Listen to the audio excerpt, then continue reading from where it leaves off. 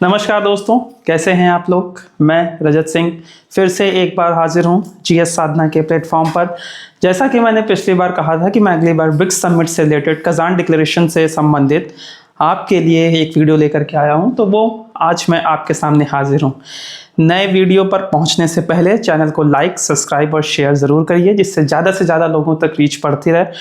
और हमारा प्लान ये है कि 1 दिसंबर से हम हिस्ट्री का नया बैच स्टार्ट करने का प्रयास करेंगे। आप आश्वस्त रहिए, प्रयास पूरी तरीके से यही रहेगा कि हम 1 दिसंबर से स्टार्ट कर दें। हाँ, ये हो सकता है कि 1 दिसंबर की जगह वो 4-5 भी हो सकता है, लेकिन पूरा प्रयास रहेगा कि आपके लिए हिस्ट्री का बहुत अच्छा बैच, जिसको मैं पढ़ाऊँगा हिस्ट्री, एंशियंट हिस्ट्री से हम शुरुआत करेंगे पाषाण काल से, और पाषाण काल से लेकर के हम पूरी तरीके से भारत को स्वतंत्र कराने तक पूरा वीडियो चलाएंगे। उसके बाद वर्ल्ड हिस्ट्री चलाएंगे। एक बार आप आइए और आ करके देखिए कि किस प्रकार से आपको हिस्ट्री पढ़ाई जा रही है। आइएगा ज़रूर और देखिएगा 1 दिसंबर से। तो चलते हैं कजान डिक्लेरेशन की तरफ। कजान डिक्लेरेशन से पहले हमें यह समझना होगा कि ब्रिक्स क्या है। ब्रिक्स एक्चुअली बना कैसे। ब्रिक्स का पूरा नाम है, सबको ही पता होगा। तो ब्रिक्स में सबसे पहले हम ये देखेंगे कि ब्रिक्स को आखिरकार फाउंड करने की ज़रूरत क्या पड़ी। तो एक्चुअली हुआ ये था कि 1944 में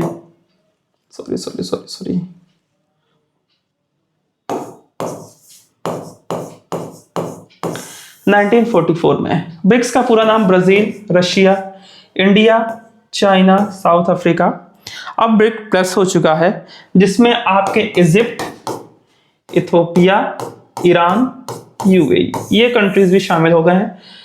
2 लोगों को और इनविटेशन भेजा गया था, साउथ अफ्रीका और अर्जेंटीना को। आगे आएंगे, इस पे बात करेंगे।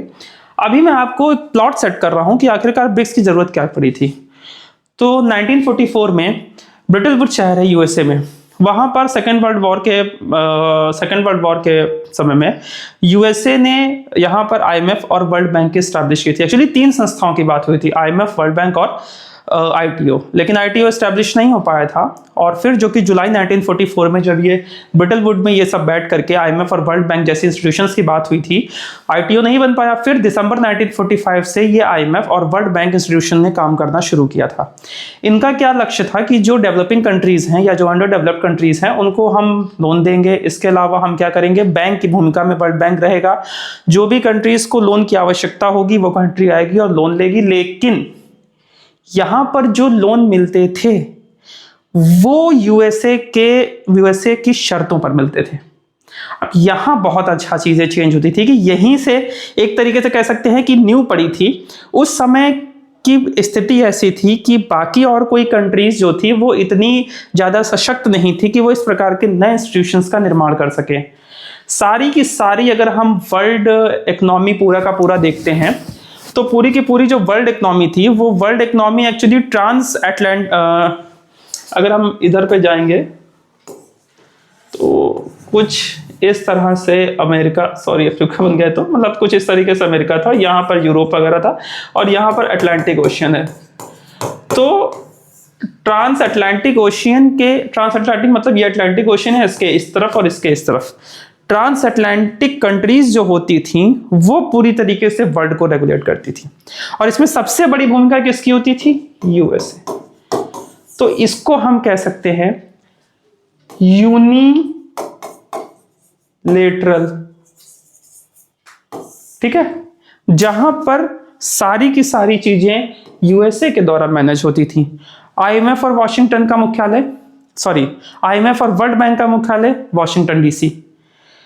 ब्रिटल वुड यूएसए में एक जगह है ब्रिटल वुड, वहां पर यह समिट हुआ था जिसमें आईएमएफ और वर्ल्ड बैंक निकल करके आए थे। तो यूएसए की मोनोपोली होना लाजमी थी। उसी मोनोपोली में क्या हुआ था कि यूएसए एक तरीके से कह सकते हैं, मैंने पिछला वीडियो आपने देखा होगा ट्रम्प 2.0 में, किस तरीके से ट्रूमैन के आने के बाद यूएसए पिता की भूमिका में अपने आप को दिखाना शुरू कर दिया था। और 1945 में उसने तो एक तरीके से और पैर फंसा दिए थे ये दोनों इंस्टीट्यूशन बनाने के बाद।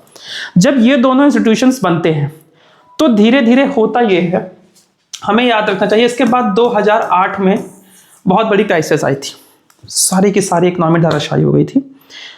यूएसए भी उसकी चपेट में आया था, लेकिन उसी समय कुछ कंट्रीज जो थी वो अभी भी स्टेबल थी। इफेक्ट जरूर पड़ा था, लेकिन कंपैरेटिवली अगर देखेंगे तो उन पर इफेक्ट उस हिसाब का नहीं पड़ा था। और हम जानते हैं कि 1991 में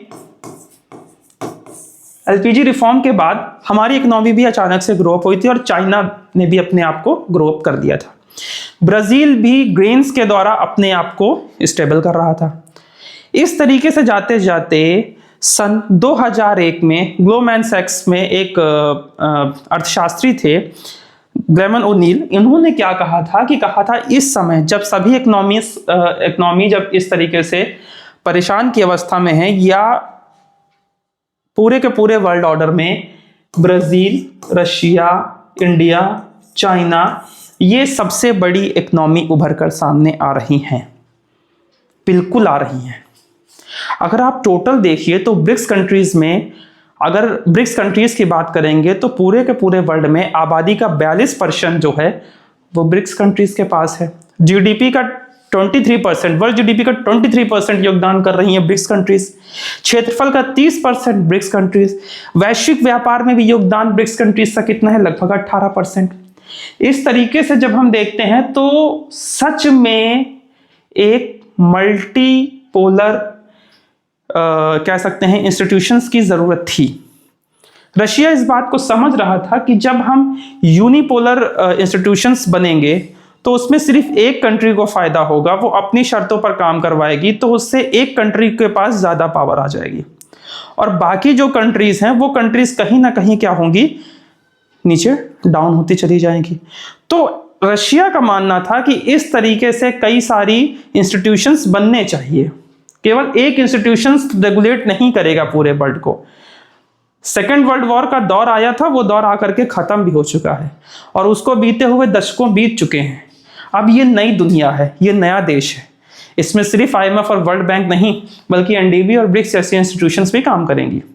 उसके बाद ही 2006 में सेंट पीटर्सबर्ग में जब G8 की आउटरीच शिखर सम्मेलन हो रहा था, जैसे अभी आउटरीच शिखर सम्मेलन हुआ था, तब उसमें रूस में पहली बार ये ब्रिक्स कंट्रीज आपस में एक साथ इकट्ठा हुए थे और फिर जाकर के 2009 में ये रशिया में ही अपना पहला समिट कंडक्ट करते हैं और फिर 2010 में जाकर के रशिया के बाद अफ्रीका इसमें जुड़ता है और अफ्रीका के जुड़ने के बाद ये ब्रिक, पहले जो ब्रिक था केवल ब्रिक था, ये साउथ अफ्रीका के जुड़ने के बाद ब्रिक्स हो जाता है 2010 में। उसके बाद अभी पिछली बार साउथ अफ्रीका में जब हुआ था, साउथ अफ्रीका में जो अभी जो हुई थी समिट, उस साउथ अफ्रीका के समिट में ब्रिक्स G+ का कॉन्सेप्ट भी सामने आया था। इस ब्रिक्स प्लस के कॉन्सेप्ट में क्या था कि ब्रिक्स ने Ethiopia, Egypt, Iran, UAE, south Africa और अर्जेंटीना को इनविटेशन भेजा। एक्चुअली सच में सभी कंट्रीज आपस में इकट्ठा होकर के ब्रिक्स की ओर बढ़ रही हैं। सभी कंट्रीज ब्रिक्स में सम्मिलित होना चाह रही हैं। कई कंट्रीज ने प्रयास किया है और इसीलिए ब्रिक्स ने इन 6 कंट्रीज को इनविटेशन भेजा। तो सर आपने इन दोनों कंट्रीज को अलग क्यों रखा है? क्योंकि बेटा इनविटेशन मिलने के बाद इन चारों कंट्रीज ने इनविटेशन को एक्सेप्ट कर लिया और ये 4 कंट्रीज जो हैं वो चाहे इथोपिया हो, चाहे इजिप्ट हो, चाहे ईरान हो और चाहे UAE हो, इन चारों कंट्रीज ने इनविटेशन को एक्सेप्ट कर लिया और ये 4 कंट्रीज जो हैं वो ब्रिक्स की सदस्य बन चुकी।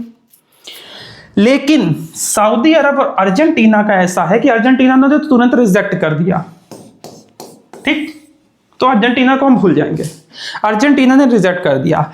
लेकिन जो सऊदी अरब है वो अभी बीच अधर में लटका हुआ है। वो ये सोच रहा है कि इनविटेशन तो उसने एक्सेप्ट कर लिया लेकिन अभी वो इसमें सम्मिलित नहीं हुआ है। तो अगर आपसे क्वेश्चन आता है कि ब्रिक्स में टोटल कितनी कंट्रीज हैं, तो 1 2 3 4 5 6 7 8 9, कितनी कंट्रीज है टोटल? 9। कौन कौन सी हैं? Brazil, Russia, India, China, south Africa, Egypt, Ethiopia, Iran और UAE। इतना क्लियर हुआ? अब उसके बाद होता यह है कि जब साउथ अफ्रीका में समिट होती है तो इनको भेजी गई और इसके साथ साथ इन्विटेशंस गया था रशिया के पास भी, पुतिन जी के पास भी, लेकिन पुतिन जी पहुंचे नहीं। हम जानते हैं कि इंटरनेशनल क्रिमिनल कोर्ट ने उनकी तरफ से समझदारी किया हुआ है कि वो कहीं भी जाएंगे तो उनको पकड़ने की बातें थी। हालांकि साउथ अफ्रीका ने कहा था, उनको उनकी पूरी सिक्योरिटी की गारंटी दी थी, लेकिन उसके बाद भी नहीं पहुंचे। अच्छा, इससे वर्ल्ड ऑर्डर थोड़ा सा चेंज हुआ। वर्ल्ड ऑर्डर कैसे चेंज हुआ कि जब पुतिन ब्रिक्स में नहीं पहुंचे तो ब्रिक्स को लोगों ने सोचा कि ब्रिक्स जैसे बड़े सम्मेलन में रशिया नहीं पहुंचा, जहां पर रशिया की अच्छी खासी धाक भी है। उसके बाद भी ऐसे समिट में जहां पर रशिया की धाक भी है, वहां पर पुतिन का ना पहुंचना एक बहुत बड़ी बात थी। लोगों को लगा ब्रिक्स खत्म होने वाला। एक्चुअली 2014 में एनडीबी के एस्टैब्लिश होने के बाद भी ब्रिक्स में कोई इतना बड़ा काम नहीं हुआ था कि ब्रिक्स अभी भी है, ये चीज स्पष्ट हो पाए। तो हुआ ये कि लोगों को लगा कि ब्रिक्स जैसे इंस्टीट्यूशंस खत्म हो जाएंगे, लेकिन फिर क्या होता है, फिर आता है कजान। ब्रिक्स की जो समिट होती है, ये समिट कजान में होती है 22 से 24 अक्टूबर को। होता क्या है, इसमें लगभग 36 नेशंस के लीडर को इनवाइट किया गया था और 200 से अधिक मीटिंग हुई थी, जहां पर लोगों को रश लग रहा था कि पुतिन साहब को वेस्टर्न कंट्रीज ने आइसोलेट कर दिया है। ऐसा कुछ भी नहीं दिखा। 36 कंट्रीज के नेशन आते हैं, 200 से अधिक मीटिंग होती है। ब्रिक्स में वेस्टर्न के विरोध में कई सारी बातें बोली जाती हैं। वेस्टर्न को हम जानते हैं कि वेस्टर्न कंट्रीज कहती हैं कि हमास ने पहले अटैक किया था इजराइल पे, इसीलिए इजराइल ने उन पर अटैक किया था। लेकिन यहां पर क्या बात बोली गई है, यहां पर एक्चुअली ये तो बोला गया है कि हाँ बिल्कुल हमास ने अटैक किया था, लेकिन इजराइल ने जिस हिसाब से प्रतिक्रिया करी वो बहुत बड़ी प्रतिक्रिया थी। इतनी बड़ी प्रतिक्रिया करना मतलब बहुत ज्यादा बड़ा उन्होंने उसको अपनी प्रतिक्रिया प्रदर्शित की थी। तो कहीं ना कहीं वेस्टर्न कंट्रीज जहां इजराइल को सपोर्ट करती हैं, वहीं ब्रिक्स जैसी कंट्रीज ऐसी बातें कर रही हैं। इसके अलावा ब्रिक्स में जो कंट्रीज थी, उन्होंने स्विफ्ट करेंसी की बात की है। हमें डॉलर में ट्रेड ना करना पड़े, हम आपस में ही एक ऐसी करेंसी को लेकर के आते हैं जिसमें हम आपस में ट्रेड कर सकें, जिससे हमारा डॉलर पर निर्भरता कम होगी। जब डॉलर पर निर्भरता कम होगी तो फिर क्या होगा कि अच्छा, इतनी ही कंट्रीज में डॉलर की निर्भरता मतलब क्या इफेक्ट पड़ जाएगा। तो मैं बता दूं, वैश्विक व्यापार में केवल ब्रिक्स कंट्रीज का 18% योगदान है, आपस में भी इनका काफी ज्यादा है। सोचिए अगर डॉलर पर निर्भरता कम हो जाएगी तो इनके कंट्रीज में डॉलर में जो रिजर्व रेशियो है डॉलर का, वो इनके में बढ़ेगा, और जब रिजर्व रेशियो इनके में बढ़ेगा डॉलर का, और तो फिर इनकी भी निर्भरता क्या होगी, डॉलर पर कम हो जाएगी। तो ट्रेड इनके लिए बहुत आसान हो जाएगा और डॉलर का मूल्य भी इनके यहाँ स्टेबल रहने की उम्मीद लगाई जा सकती है। तो चलते हैं आर्टिकल की तरफ। तो जैसा कि मैंने आपको बताया था, ब्रिक्स दुनिया के 5 सबसे बड़े विकासशील देशों को एक साथ लाता है, जो वैश्विक आबादी का 41%, वैश्विक सकल घरेलू उत्पाद जिसको हम जीडीपी कहते हैं 24%, और वैश्विक व्यापार का अब ये बढ़ चुका है 18% प्रतिनिधि करता है। कौन? ब्रिक्स। ब्रिक्स कोई अंतरराष्ट्रीय सरकारी संगठन नहीं है, ना ही ये किसी संधि के तहत स्थापित हुई है। इसे 5 देशों ने एकीकृत प्लेटफॉर्म पर आकर के ब्रिक्स का निर्माण किया है। इसके बारे में मैं आपको बता चुका हूं, ये सारी बातें हम कर चुके हैं। अच्छा, ये जो भी मैं पीडीएफ पढ़ाता हूं, मैं टेलीग्राम लिंक पे अभी हम लोग बनाएंगे और फिर आपको ये सारी जितनी पीडीएफ है वो हम उस पर प्रोवाइड कर दिया करेंगे। तो इसकी शुरुआत कैसे हुई? ब्रिक्स की चर्चा वर्ष 2001 में गोल्डमैन सैक अर्थशास्त्री जिम ओनील, जैसा मैंने बताया था, द्वारा ब्राजील, रूस, भारत और चीन की अर्थव्यवस्थाओं के लिए विकास की संभावनाओं पर एक रिपोर्ट में एक लेख उन्होंने लिखा था, एक रिपोर्ट तैयार की गई थी। उसके बाद 2006 में 4 देशों ने यूनाइटेड नेशन महासभा की सामान्य बहस के अंत में विदेश मंत्रियों की वार्षिक बैठकों के साथ एक नियमित अनौपचारिक राजनीतिक समन्वय शुरू हुआ था। जैसा कि मैंने बताया, सेंट पीटर्सबर्ग में G8 आउटरीच शिखर सम्मेलन में सारे कंट्रीज आपस में बैठते हैं, बैठ करके बात करते हैं, और इस सफल बातचीत के बाद निर्णय हुआ कि वार्षिक शिखर सम्मेलन के रूप में देश और सरकार के प्रमुखों के स्तर पर अब हम शिखर सम्मेलन को आयोजित करेंगे।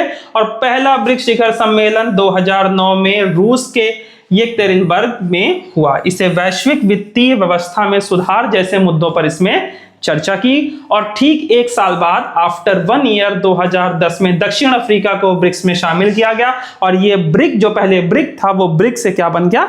ब्रिक्स बन गया। और मार्च 2011 में दक्षिण अफ्रीका ने पहली बार चीन के सान्या में तृतीय ब्रिक्स सम्मेलन में भाग लिया। जैसे ब्रिक्स प्लस कब हुआ था? ब्रिक्स प्लस कब हुआ था? साउथ अफ्रीका समिट में, और फिर उसके बाद जो कजान में अभी जो समिट हुआ है उसमें जाकर के इन कंट्रीज ने भाग लिया। ब्रिक्स का उद्देश्य क्या होता है? तो ब्रिक्स का एक्चुअली मोटा मोटा जो इसमें लिखा है मैं एक लाइन में आपको बता दूं। ब्रिक्स का उद्देश्य होता है पॉलिटी और सिक्योरिटी को इंश्योर करना, इसके साथ फाइनेंस और इकोनॉमी को सिक्योर करना। फाइनेंस और इकोनॉमी इस प्रकार से हमें बनानी होगी जिस प्रकार से ब्रिक्स कंट्रीज और इसके अलावा डेवलपिंग जो कंट्रीज हैं इनमें इंफ्रास्ट्रक्चर बिल्डअप हो पाए और ये कंट्रीज ज़्यादा से ज़्यादा ग्रो अप कर सकें, और साथ ही साथ जो वेस्टर्न कंट्रीज हैं इन पर भी निर्भरता कम हो सके। तो ब्रिक्स का उद्देश्य क्या है? प्रत्येक सदस्य की आर्थिक स्थिति और विकास को ध्यान में रखा जाता है ताकि संबंधित देश की आर्थिक ताकत के आधार पर आपस में संबंध बनाया जाए और जहां तक संभव हो सके एक प्रतियोगिता से बचा जा सके। ठीक है, आगे चलते हैं। आगे है आर्थिक सहयोग। आर्थिक सहयोग में क्या है? ब्रिक्स देशों ने कई क्षेत्रों में आर्थिक सहयोग की गतिविधियों के साथ साथ व्यापार और निवेश में तेजी से बढ़ रहा है। पीपल टू पीपल एक्सचेंज, ये भी बहुत इंपॉर्टेंट है। एक तीसरा पॉइंट ये भी है P2P, people to people exchange. ठीक है, पहला मैंने बताया था अगर आपको मेंस में आंसर राइटिंग लिखना है तो ये 3 टॉपिक हमेशा याद रखिएगा। पॉलिटी प्लस सिक्योरिटी, इसको आप चाहे तो 2 भागों में बांट कर लिख सकते हैं, नंबर 1 पे पॉलिटी, नंबर 2 पे सिक्योरिटी, या दोनों को साथ में रख सकते हैं। सेकंड है फाइनेंस एंड इकोनॉमी, ठीक है, और थर्ड है P2P। इसमें क्या है? ब्रिक्स सदस्यों ने पीपल टू पीपल एक्सचेंज को मजबूत करने और संस्कृति, खेल, शिक्षा, फिल्म आदि क्षेत्रों तथा युवाओं में निकट सहयोग को बढ़ावा देने की आवश्यकता को पहचानना है। कहने का मतलब यह है कि ब्रिक्स कंट्रीज ने क्या किया है कि आपस में फाइनेंस को मजबूत करने के लिए के अलावा कल्चरल जो हम लोग इवेंट करते हैं उनमें भी जो सहयोग होता है वो किस में आएगा? पीपल टू पीपल एक्सचेंज में। ठीक है, अच्छा, ब्रिक्स समिट का इफेक्ट क्या पड़ा? ठीक है, ब्रिक्स समिट का इफेक्ट क्या पड़ा? तो मैंने जैसा कि बताया था कि ब्रिक्स समिट में जब ब्रिक्स समिट हुआ था तब उसमें ये बातें हो रही थी कि ब्रिक्स 2014 में जब ब्रिक्स ने एनडीबी को पहली बार इंट्रोड्यूस किया था उसके बाद से ब्रिक्स कहीं ना कहीं अलग थलग पड़ गया है। अलग थलग कैसे पड़ गया है? जहां पर हम जानते हैं कि ब्राजील और इंडिया पूरी तरीके से यूएसए के फेवर में, रशिया और चाइना जो है वो एंटी यूएसए हैं, तो और जहां जो साउथ अफ्रीका है वो अलग थलग पड़ा करता है। तो लोग कह रहे थे कि भैया ब्रिक्स में आपस ही में नहीं बन रही है तो ब्रिक्स चलेगा कैसे? लेकिन हुआ क्या, अब जब कजान डिक्लेरेशन में ये सभी कंट्रीज एक साथ आए हैं, इसके साथ साथ जो सबसे बड़ी टेंशन इंडिया चाइना के बीच में दिख रही थी बॉर्डर डिस्प्यूट को लेकर के, लाइन ऑफ एक्चुअल कंट्रोल को लेकर के, इस पे भी कुछ जो दोनों कंट्रीज की जो सेना थी वो LAC से पीछे हटी हैं।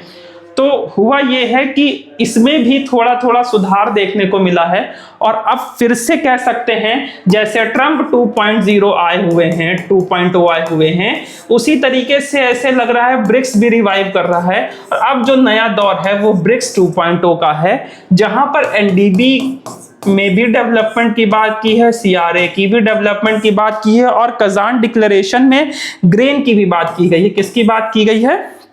कजान डिक्लेरेशन में एनडीबी की बात की गई है और वैश्विक शासन में बहुपक्षवाद की भी बात की गई है। इसके साथ साथ क्रॉस बॉर्डर पेमेंट की बात की गई है और ब्रिक्स ग्रेन एक्सचेंज की भी बात की गई है। इतनी सारी बातें की गई हैं। तो ये जो कजान डिक्लेरेशन हुआ है एक्चुअली ये ब्रिक्स के नए दौर की शुरुआत को एस्टैब्लिश करता है।